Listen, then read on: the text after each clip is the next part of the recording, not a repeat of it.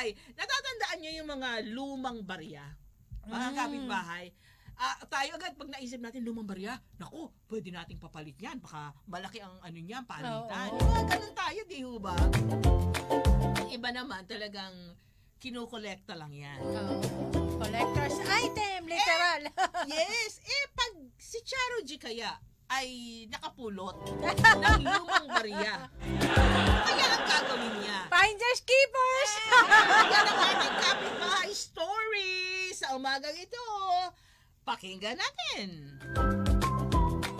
Hi, kapitbahay! Kasasahod lang natin nitong nagdaan. Hala, mukhang nagbibilang na tayo ng barya. Ubos na ang banknote. Sa totoo lang, natutuwa kaya ako kapag maraming barya pa sa coin purse ko. Kayo ba? Ayaw ba ninyo ng maraming barya? Alam nyo kasi kung bakit ako masaya? Minsan kasi may naisukli sa aking kakaibang 5 piso. Ibang disenyo ang nakalagay. Dahil dito, tinignan ko sa internet. Natuklasan kong isa pala itong commemorative coin.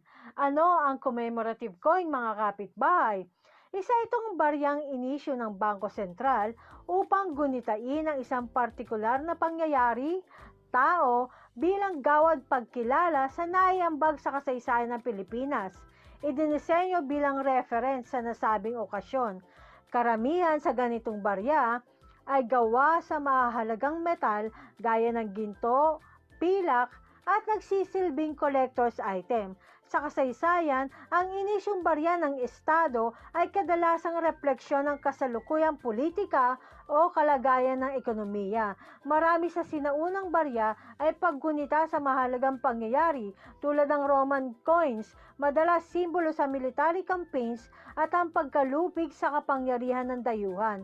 Sa hawak ko namang barya, partikular ang 5 peso coin, may disenyo itong 70th year of Leyte Gulf landing. Naalala pa ba ninyo ang kaganapang iyon nang bumalik si General Douglas MacArthur?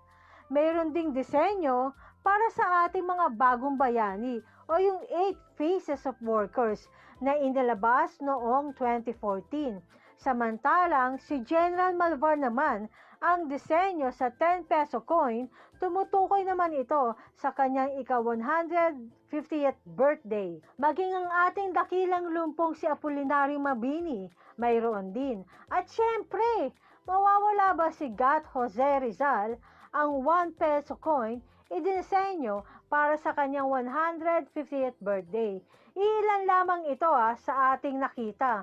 Kayo, anong barya mayroon? Paalala mga kapitbahay, mapabarya man o banknote, gamitin natin ng may pag-iingat. Huwag itong susulatan, ikikiskis, pipit-pitin na makasisira sa itsura nito. Hindi lamang dahil sa ito ay mahalaga, kundi bahagi ito ng mahalagang pangyayari sa kasaysayan na humubog sa atin bilang Pilipino. At ito muna ang aking kapitbahay stories, Charo G!